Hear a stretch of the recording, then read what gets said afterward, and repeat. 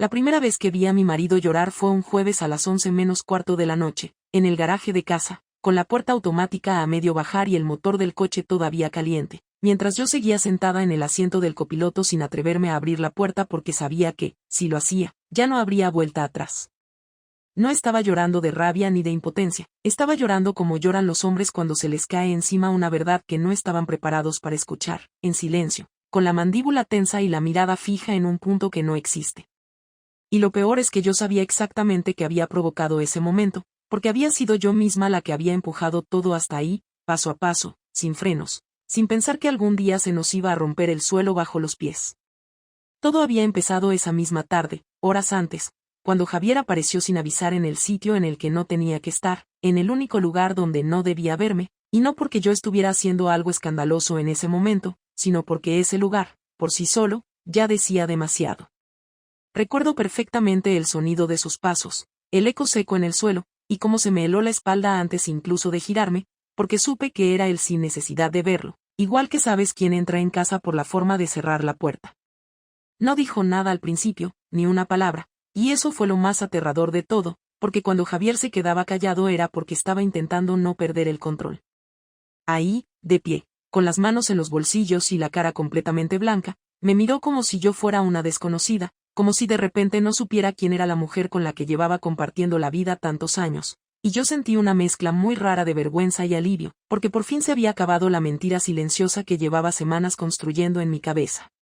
No hubo gritos, no hubo escenas teatrales, no hubo frases memorables, solo una pregunta muy simple que todavía hoy me resuena en la cabeza: ¿desde cuándo?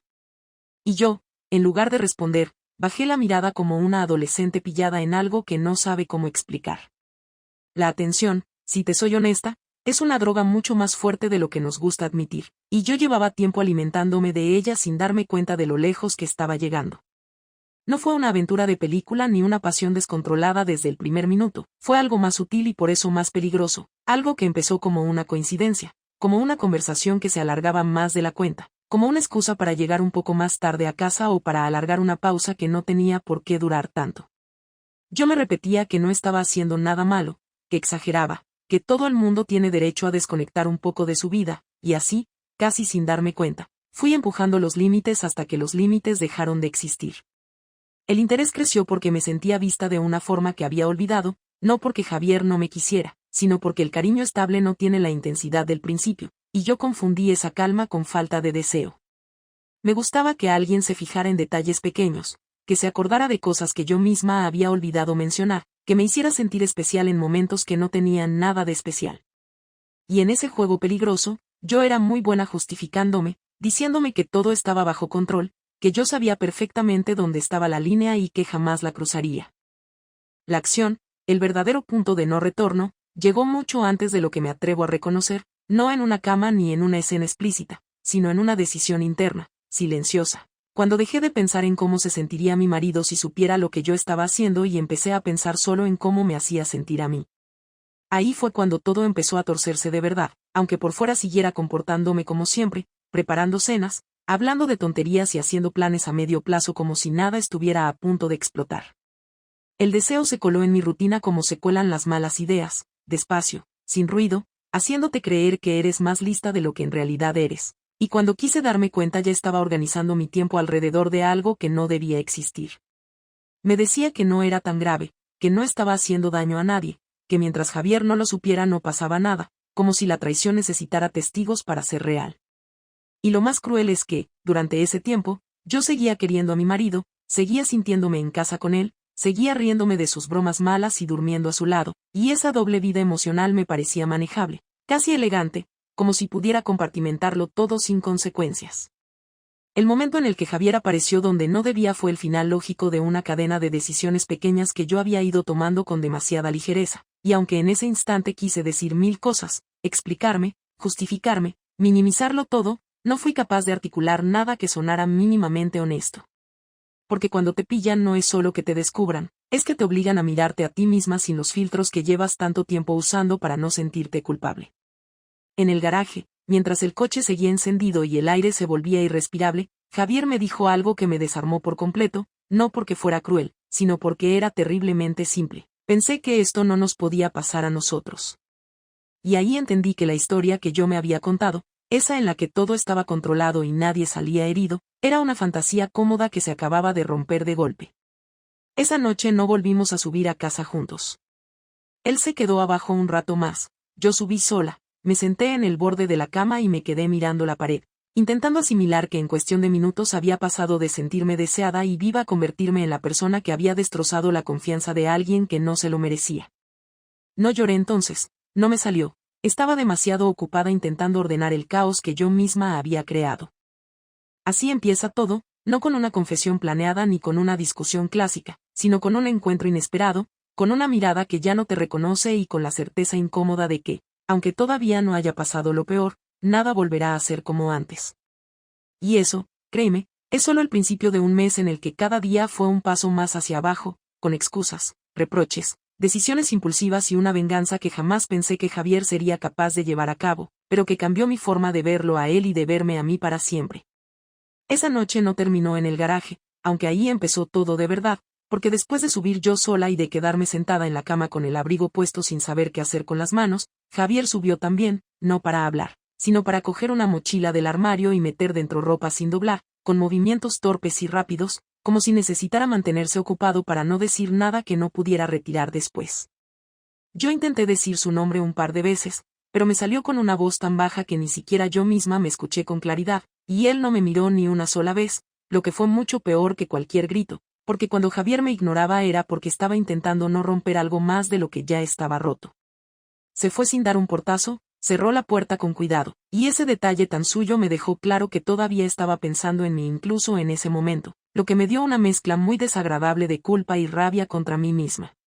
No dormí esa noche, no porque estuviera llorando sin control ni porque estuviera pensando en excusas ingeniosas, sino porque mi cabeza no paraba de repasar cada decisión pequeña que me había traído hasta ahí, cada tarde alargada, cada mentira que me había parecido inofensiva, cada vez que había elegido no pensar en Javier para poder seguir adelante sin sentirme mala persona. A las 6:30 de la mañana me levanté, me duché y me vestí como si fuera un día normal de trabajo, porque no sabía qué otra cosa hacer, y me senté en la cocina a esperar sin saber exactamente a quién estaba esperando ni para qué.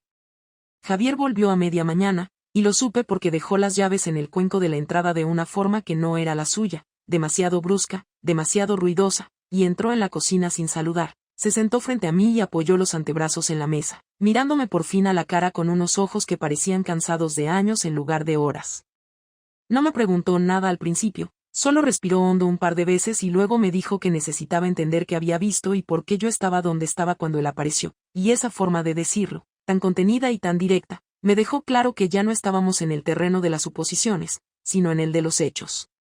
Intenté empezar por el principio, pero me di cuenta de que no había un principio limpio que contar, así que empecé por lo que me pareció menos grave, por cómo había conocido a esa persona, por las conversaciones que se habían ido alargando, por la sensación de sentirme escuchada, y a medida que hablaba veía como la cara de Javier se iba cerrando poco a poco, no por sorpresa, sino por confirmación, como si cada frase mía encajara con cosas que ya llevaba días o semanas sospechando sin querer darles forma.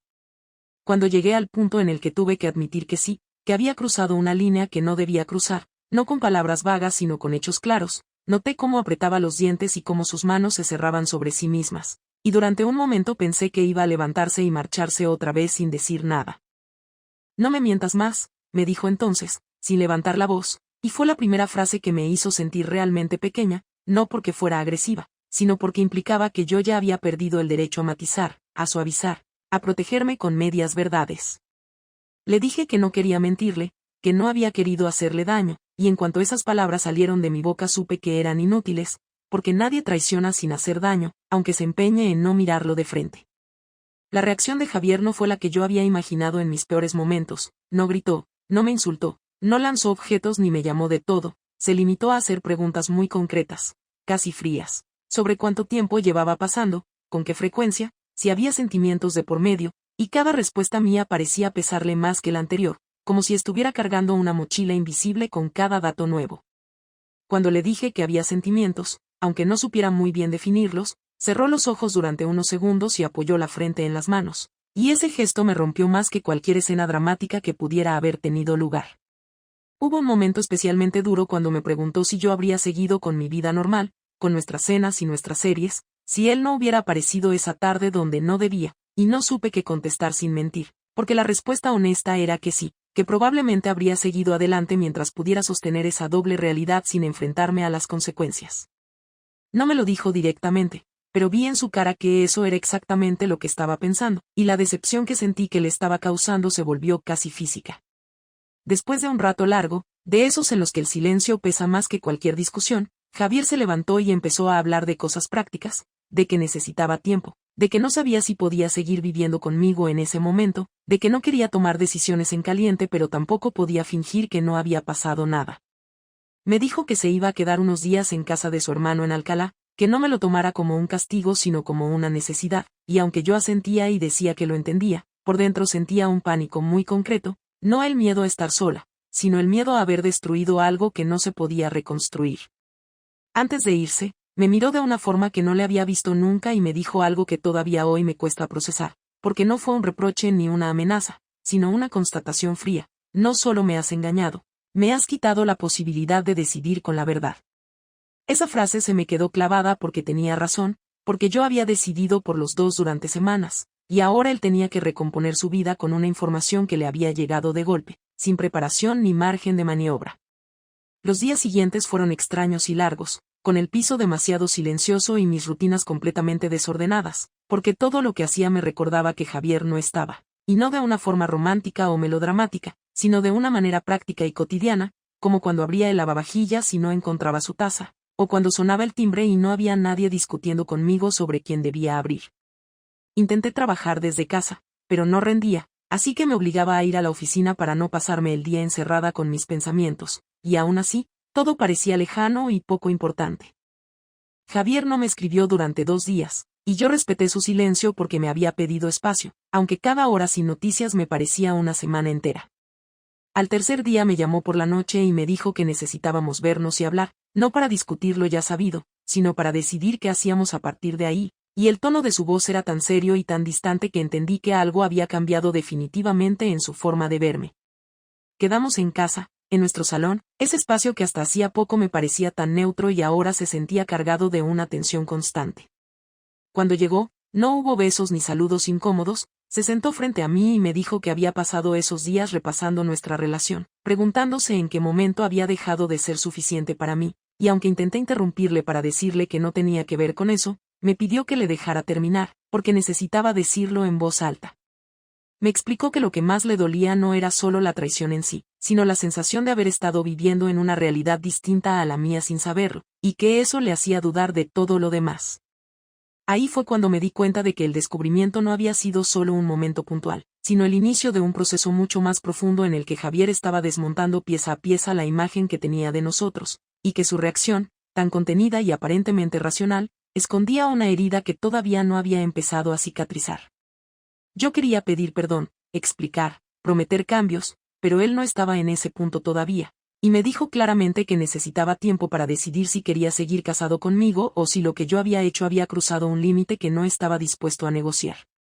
Esa conversación no terminó con una decisión clara ni con una reconciliación provisional, terminó con una especie de tregua incómoda, con él volviendo a marcharse y con la sensación de que lo peor todavía no había llegado, porque aunque el descubrimiento ya había ocurrido, las consecuencias reales aún estaban por desplegarse. Yo me quedé sentada en el sofá mucho rato después de que se fuera, intentando aceptar que, por primera vez en mucho tiempo, no tenía ningún control sobre lo que iba a pasar a continuación, y que todo lo que había dado por seguro podía desaparecer sin que yo pudiera hacer nada para evitarlo. La venganza de Javier no llegó de golpe ni con un anuncio previo, llegó como llegan las decisiones que se toman después de pensar demasiado, con una calma que da más miedo que cualquier arrebato, y yo no supe verlo hasta que ya estaba metida dentro. Todo empezó una semana después de aquella última conversación en el salón, cuando me escribió para decirme que necesitaba pasar por casa a recoger algunos documentos y que quería que estuviéramos los dos presentes para evitar malentendidos, y aunque el mensaje era educado y casi formal, algo en el tono me puso nerviosa, porque Javier nunca había hablado así conmigo en todos los años que llevábamos juntos. Llegó puntual, con una carpeta bajo el brazo y una serenidad que me descolocó desde el primer momento, porque yo esperaba reproches, tensión, silencios incómodos, y en cambio se sentó a la mesa, dejó la carpeta delante de él y me dijo que había tomado algunas decisiones durante esos días y que necesitaba comunicármelas sin interrupciones, y cuando asentí, con ese nudo en el estómago que ya empezaba a resultarme familiar, abrió la carpeta y empezó a hablar de forma ordenada, casi como si estuviera en una reunión de trabajo. Me explicó que había hablado con un abogado, no para iniciar un proceso inmediato, sino para entender exactamente cuáles eran sus opciones y cómo podía protegerse en caso de que las cosas fueran a peor, y mientras lo decía me miraba a los ojos, no con intención de intimidarme, sino con una frialdad que me dejó claro que ya no estaba hablando desde el lugar del marido herido, sino desde el de alguien que había decidido dejar de improvisar. Sacó varios papeles y me fue explicando, con un detalle que me pareció excesivo y deliberado, cómo había reorganizado sus cuentas personales, cómo había abierto una cuenta nueva solo a su nombre y cómo había cambiado la domiciliación de su nómina, todo perfectamente legal, todo dentro de sus derechos, y cada frase suya me iba cayendo encima como una losa porque entendí que estaba marcando territorio, dejándome claro que no pensaba quedarse de brazos cruzados esperando a ver qué hacía yo. Intenté decir algo, preguntarle si eso significaba que ya había tomado una decisión definitiva sobre nosotros, pero me pidió que le dejara terminar, y continuó explicándome que también había hablado con su jefe para solicitar un traslado temporal a otra sede, no porque quisiera huir, sino porque necesitaba distancia y un entorno nuevo mientras aclaraba sus ideas. Esa parte me dolió de una forma muy concreta, porque Javier siempre había sido una persona muy poco amiga de los cambios, y verle dispuesto a alterar su vida laboral por completo me hizo entender hasta qué punto estaba dispuesto a reconstruirse sin contar conmigo.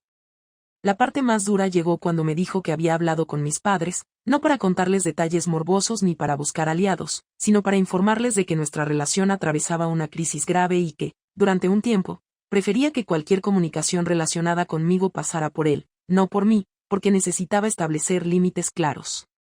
Sentí un golpe seco en el pecho al escuchar eso, no por mis padres en sí, sino por la sensación de exposición, de que mi error ya no estaba contenido en el espacio privado de la pareja, sino que empezaba a tener consecuencias sociales, familiares, reales. No quiero vengarme haciendo daño gratuito, me dijo entonces, y esa frase, dicha con tanta calma, me asustó más que cualquier amenaza, porque implicaba que lo que estaba haciendo no era impulsivo, sino pensado, medido, casi quirúrgico. Me explicó que no iba a contar versiones ni a entrar en discusiones con terceros, pero que tampoco iba a protegerme de las consecuencias naturales de lo que yo había hecho, y que si alguien preguntaba, él diría la verdad sin adornos ni justificaciones. En ese momento sentí vergüenza de una forma muy cruda, porque me di cuenta de que siempre había contado con que Javier, por cariño o por costumbre, me cubriría, suavizaría las cosas, y ahora me estaba demostrando que ya no podía contar con eso.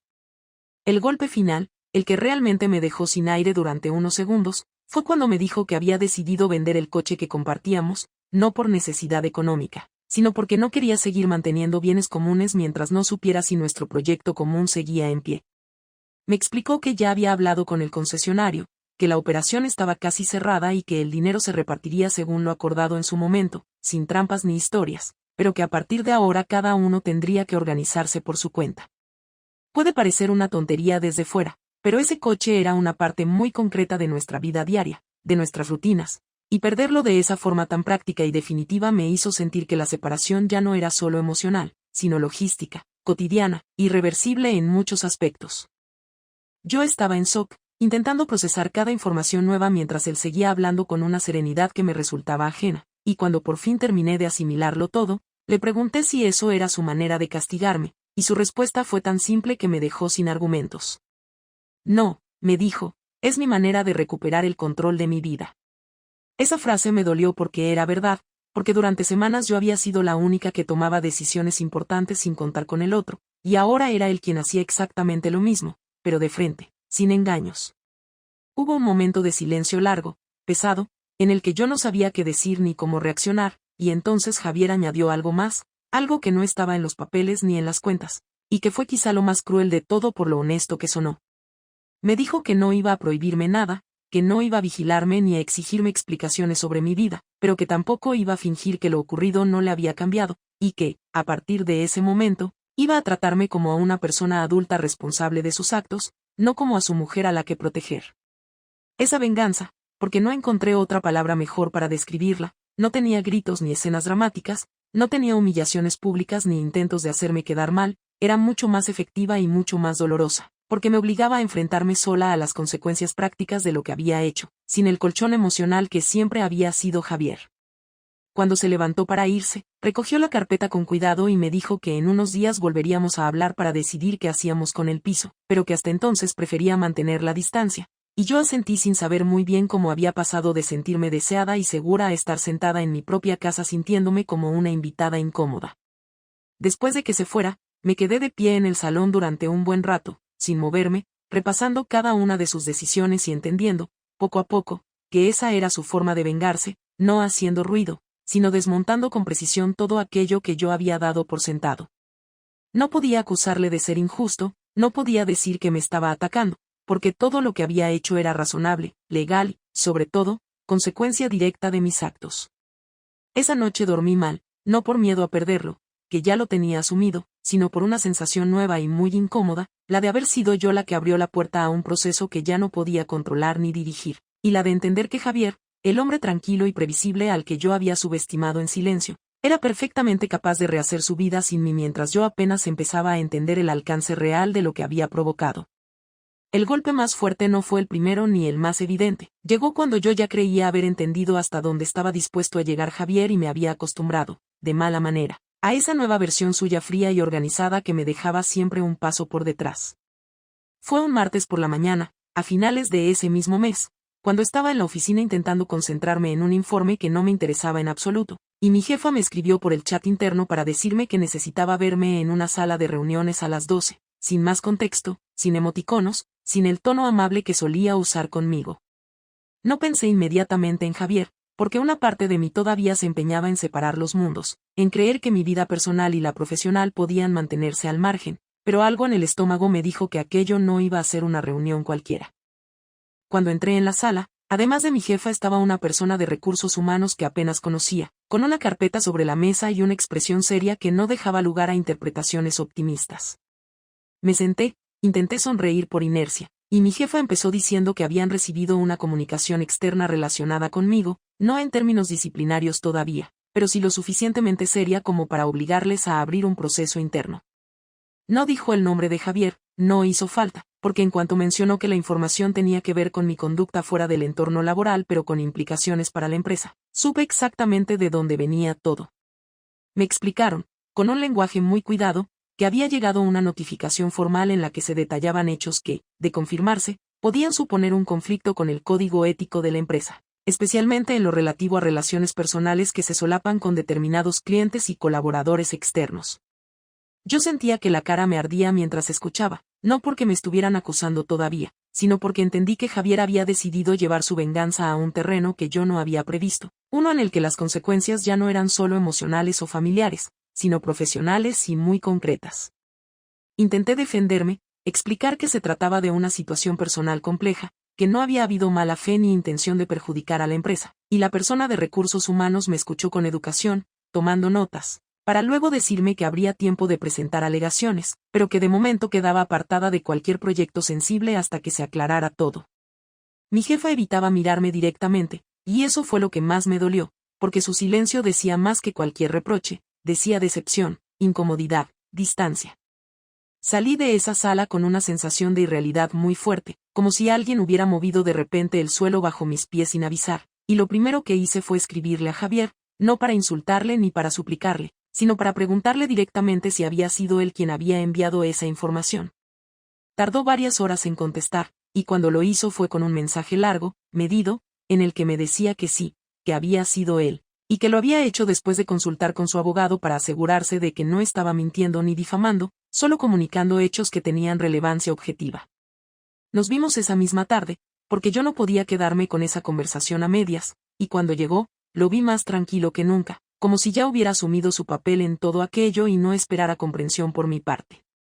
Le pregunté cómo había podido hacerme eso, si no se daba cuenta de que podía arruinarme la carrera, y su respuesta fue tan directa que me dejó sin palabras durante unos segundos. No te he hecho nada que no te hayas hecho tú misma, me dijo, mirándome de frente, sin alzar la voz, yo no he inventado nada, solo he dejado de protegerte.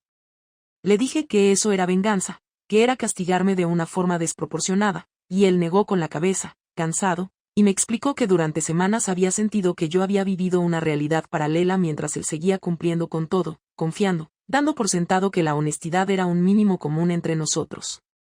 Me dijo que, Cuando entendió que yo había sido capaz de mentirle con tanta naturalidad, dejó de sentirse responsable de amortiguar las consecuencias de mis decisiones, y que no estaba dispuesto a asumir más costes que no le correspondían.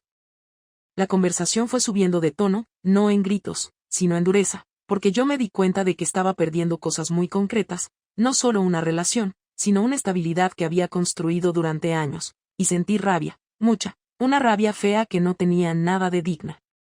Le reproché que no me hubiera dado la oportunidad de arreglarlo, de explicar mi versión en un entorno seguro, y él me recordó que yo tampoco le había dado la oportunidad de decidir con toda la información cuando todavía estaba a tiempo de hacerlo sin sentirse traicionado.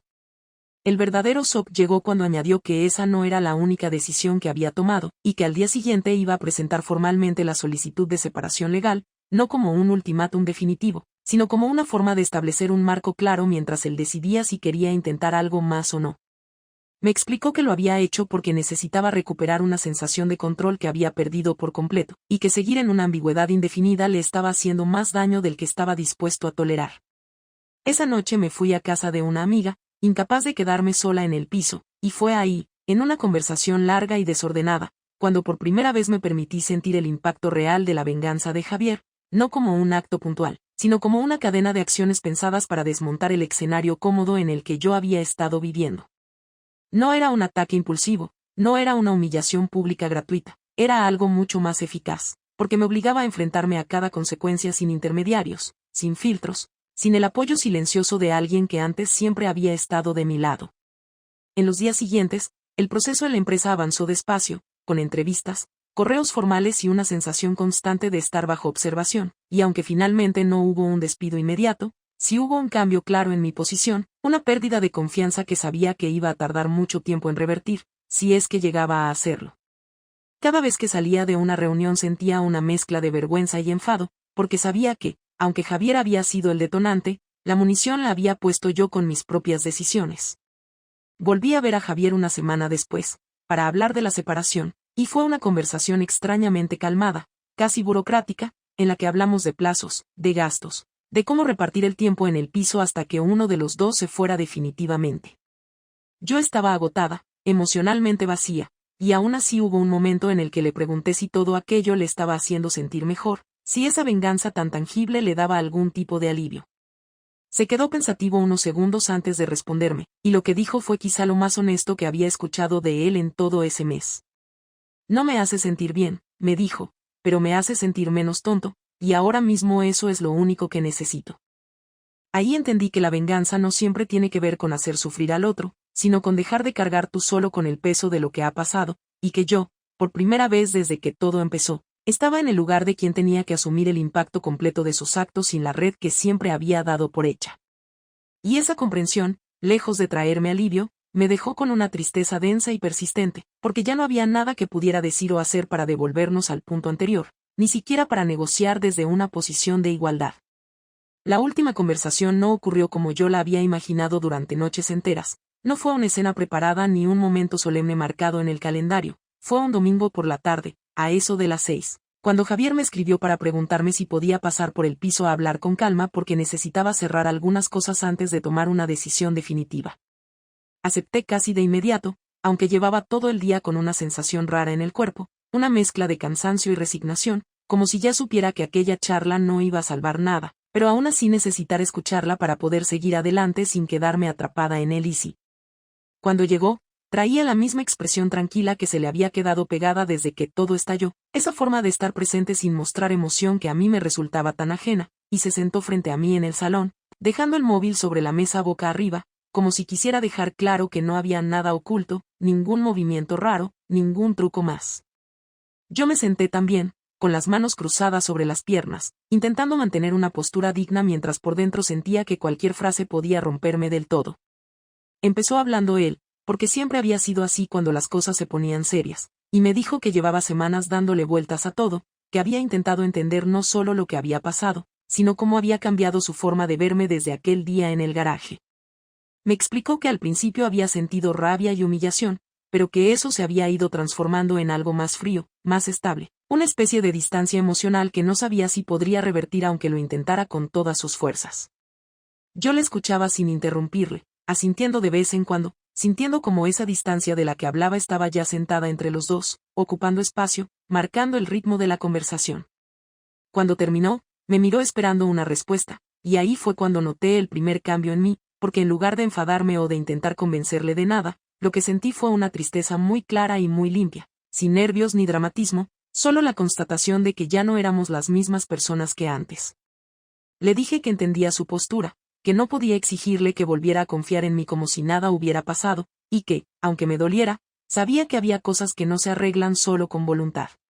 Hubo un momento incómodo en el que ninguno de los dos habló, y entonces Javier me preguntó qué quería yo hacer, no como una forma de devolverme la pelota, sino porque necesitaba saber si yo estaba dispuesta a aceptar las consecuencias completas de mis actos o si iba a seguir intentando agarrarme a una versión de nosotros que ya no existía.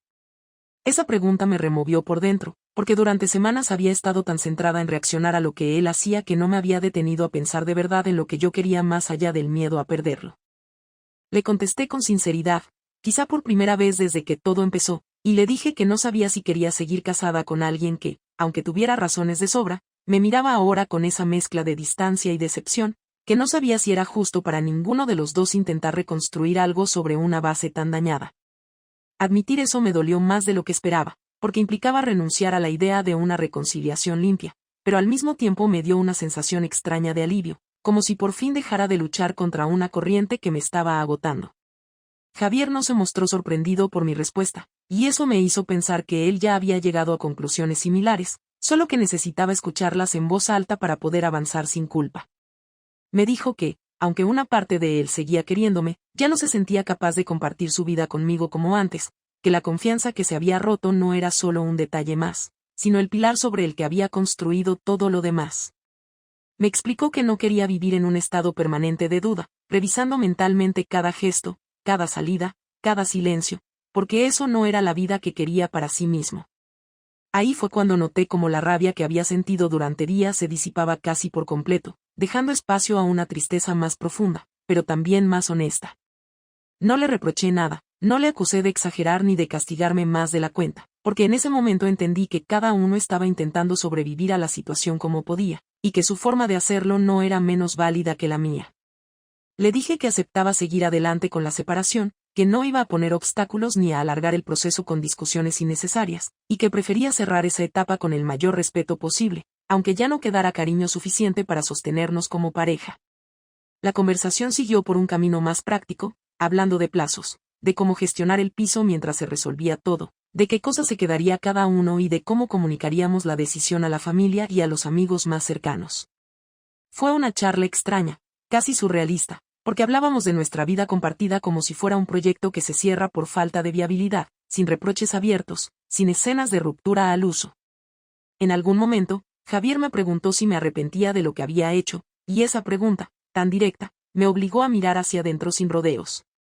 Le dije que sí, que me arrepentía, pero no en el sentido simplista de desear que nada hubiera pasado, sino en el sentido más incómodo de reconocer que había tomado decisiones pensando solo en mí y en cómo me hacía sentir en ese momento, sin considerar el impacto real que tendrían en alguien que confiaba en mí.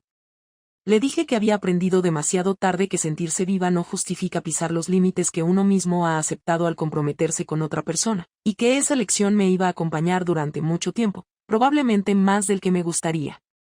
Javier escuchó en silencio, y cuando terminó, me dijo que agradecía la honestidad, aunque no cambiara el resultado final, y que prefería quedarse con esa versión mía, la que hablaba sin excusas ni intentos de minimizar lo ocurrido. Me confesó que durante días había fantaseado con que yo intentara manipularle, culparle o victimizarme, porque eso le habría dado una razón clara para cerrar la puerta sin mirar atrás, y que el hecho de que no lo hiciera le hacía respetarme más, aunque no pudiera seguir conmigo. Hubo un instante muy concreto, breve pero intenso, en el que sentí ganas de levantarme, de acercarme a él y de intentar un gesto físico, un abrazo, cualquier cosa que rompiera esa distancia tan marcada, pero no lo hice, porque entendí que no era el momento ni el lugar, y que forzar ese tipo de cercanía solo habría servido para confundirnos más. En su lugar, le dije que esperaba que, con el tiempo, pudiéramos mirarnos sin rencor, que no aspiraba a una amistad inmediata ni a una relación cordial impostada, pero sí a no convertirnos en dos personas que se evitan por el resto de su vida. Antes de irse, Javier se levantó despacio, recogió su móvil y me miró una última vez con una expresión que ya no era de reproche ni de tristeza intensa, sino de cansancio y determinación. Me dijo que aquella conversación era necesaria para ambos, que le había ayudado a confirmar que la decisión de separarnos era la correcta, y que esperaba que yo también pudiera encontrar, con el tiempo, una forma de seguir adelante sin quedarme atrapada en la culpa. Asentí, incapaz de decir nada más sin romperme, y le acompañé hasta la puerta en silencio. Cuando se fue, no me derrumbé de inmediato, no hubo una explosión emocional ni un ataque de llanto, me senté en el sofá y me quedé mirando al frente durante un buen rato, dejando que las palabras se asentaran poco a poco. Sentía una tristeza profunda, sí, pero también una extraña sensación de cierre, como si por fin hubiera dejado de vivir en una espera constante, pendiente de una decisión que ya estaba tomada. Sabía que lo que venía después no iba a ser fácil, que tendría que recomponer muchas partes de mi vida desde cero, pero por primera vez desde que todo empezó, tenía claro que seguir fingiendo o luchando contra lo inevitable solo me haría más daño. Esa última conversación no me dio paz inmediata ni soluciones mágicas, pero me dio algo que no había tenido en semanas, una certeza incómoda pero necesaria, la de que había llegado al final de un camino que yo misma había elegido recorrer, y que ahora me tocaba asumirlo sin adornos ni atajos. No hubo un momento exacto en el que pudiera decir que todo había terminado del todo, porque el final no llegó con una firma ni con una mudanza inmediata, llegó de una forma más lenta y más incómoda, como llegan las cosas que no tienen marcha atrás pero necesitan tiempo para asentarse. Los días después de aquella última conversación con Javier fueron tranquilos en apariencia y agotadores por dentro, porque ya no había discusiones ni reproches, pero sí una lista constante de cosas que resolver, decisiones pequeñas que antes tomábamos sin pensar y que ahora tenían que pasar por una lógica nueva, individual, menos cómoda. Empezamos a coordinar horarios para no coincidir demasiado en el piso mientras se cerraba la separación, y esa convivencia medida, casi educada, fue extraña y triste a partes iguales, porque hablábamos solo de lo necesario y evitábamos cualquier tema que pudiera llevarnos a recordar lo que habíamos sido. La primera noche que dormí completamente sola en el piso, después de que Javier se llevara el resto de sus cosas, no sentí el drama que había imaginado, no lloré desconsolada ni me sentí vacía de golpe. Lo que sentí fue cansancio, un cansancio muy concreto, como si mi cuerpo hubiera estado en tensión durante semanas y de repente se permitiera bajar la guardia. Me preparé una cena sencilla, me senté en el sofá y apagué el móvil durante un rato, no por castigarme ni por aislarme, sino porque necesitaba escuchar mis propios pensamientos sin interrupciones, y lo que encontré ahí no fue una voz que me insultara sin parar, sino una reflexión incómoda pero clara sobre cómo había llegado hasta ese punto. Pensé mucho en las decisiones que había tomado, no solo en la infidelidad en sí, sino en todo lo que la había rodeado, en las pequeñas renuncias a la honestidad que había normalizado para no enfrentarme a conversaciones difíciles, en la facilidad con la que me había contado una historia cómoda para no sentirme culpable. No me engañé diciéndome que había sido un error aislado ni una situación fuera de control, porque ya había entendido que había sido una suma de elecciones conscientes, algunas más cobardes que otras, pero todas mías. Aceptar eso no me hizo sentir mejor de inmediato, pero sí me dio una base más firme desde la que empezar a reconstruirme sin mentiras. En el trabajo, las cosas se estabilizaron poco a poco, no volví al punto en el que estaba antes, y sabía que tardaría tiempo en recuperar la confianza que se había perdido, pero decidí asumirlo como parte del precio que tenía que pagar. Dejé de justificarme internamente, dejé de pensar en lo injusto que era todo, porque esa narrativa solo me mantenía atrapada en el papel de víctima, y aunque había sufrido consecuencias duras, no podía negar que había sido responsable del origen de muchas de ellas. Empecé a trabajar con más discreción, con menos necesidad de destacar, y esa actitud, curiosamente, me ayudó a centrarme mejor y a separar el ruido emocional de las tareas concretas que tenía delante. Con Javier, el contacto se fue reduciendo de forma natural, sin pactos explícitos, sin bloqueos dramáticos, simplemente dejamos de escribirnos salvo por asuntos estrictamente necesarios relacionados con la separación. El día que firmamos los papeles fue breve y correcto, casi frío, y cuando nos despedimos no hubo promesas ni frases grandilocuentes, solo un cuídate que sonó sincero por ambas partes. No sentí alivio ni euforia al salir de allí, sentí una especie de calma triste, la aceptación de que esa etapa se cerraba sin necesidad de seguir abriendo heridas que ya no aportaban nada. Hubo momentos, semanas después, en los que la culpa volvió con fuerza, sobre todo cuando recordaba escenas concretas de nuestra vida juntos, detalles pequeños que ahora se me antojaban valiosos precisamente porque ya no estaban. En esos momentos tuve que hacer un esfuerzo consciente por no quedarme atrapada en la nostalgia ni en el castigo constante, porque entendí que vivir anclada en el arrepentimiento no iba a reparar nada ni a hacerme mejor persona. Aprendí, poco a poco, a distinguir entre asumir la responsabilidad y machacarme sin fin, y esa diferencia fue clave para empezar a mirar hacia adelante sin sentir que estaba traicionando lo que había pasado. No volví a buscar a la persona con la que había tenido la relación paralela, no por miedo ni por presión externa, sino porque al desmontar todo lo que había ocurrido entendí que lo que había sentido tenía más que ver con una necesidad mía no atendida que con un vínculo real y sostenible. Cortar ese contacto fue una decisión clara y definitiva, no un sacrificio heroico, sino una forma de cerrar un capítulo que ya había demostrado ser destructivo para mí y para otros. No sentí la pérdida que había temido, lo que sentí fue una especie de claridad incómoda, la de ver las cosas como realmente eran cuando se les quita el adorno de la emoción momentánea. Con el paso de los meses, empecé a reorganizar mi vida de una forma más consciente, sin grandes cambios espectaculares, pero sí con ajustes importantes en cómo me relacionaba conmigo misma y con los demás. Aprendí a no huir de las conversaciones incómodas, a decir cuando algo no me hacía sentir bien antes de buscar refugio en otro lugar, y aunque no siempre lo conseguí, al menos dejé de engañarme diciéndome que evitar el conflicto era una forma de proteger a los demás. Entendí que la honestidad no garantiza finales felices, pero sí evita daños innecesarios y silencios largos que terminan explotando de la peor manera.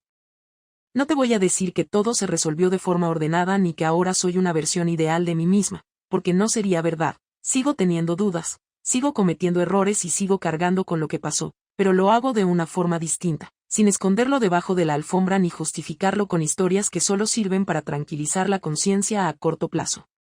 Lo que aprendí de todo esto no fue una lección bonita ni inspiradora, fue algo mucho más simple y más difícil de aplicar, que las decisiones que tomamos cuando creemos que nadie nos ve son las que más dicen de quiénes somos y las que más impacto tienen cuando salen a la luz. A veces me preguntan, con cuidado o con curiosidad mal disimulada, si volvería atrás para cambiar algo, y mi respuesta ha ido cambiando con el tiempo. Al principio decía que sí, que daría lo que fuera por borrar ese mes de mi vida, ahora digo que ojalá hubiera tomado otras decisiones, pero que negar lo que pasó sería negar una parte importante de mi aprendizaje, por doloroso que haya sido. No creo que el sufrimiento sea necesario para crecer, pero sí creo que ignorarlo o maquillarlo solo alarga el daño y lo reparte entre más personas. Hoy mi vida es más sencilla en algunos aspectos y más compleja en otros, tengo más espacio para pensar y menos certezas automáticas, y aunque a veces echo de menos la estabilidad que tenía, también reconozco que estaba construida sobre silencios que no eran sanos. No sé qué tipo de relación tendré en el futuro ni si volveré a comprometerme de la misma forma, lo que sí sé es que no quiero volver a vivir dividida entre lo que hago y lo que digo que hago, entre lo que siento y lo que me permito admitir.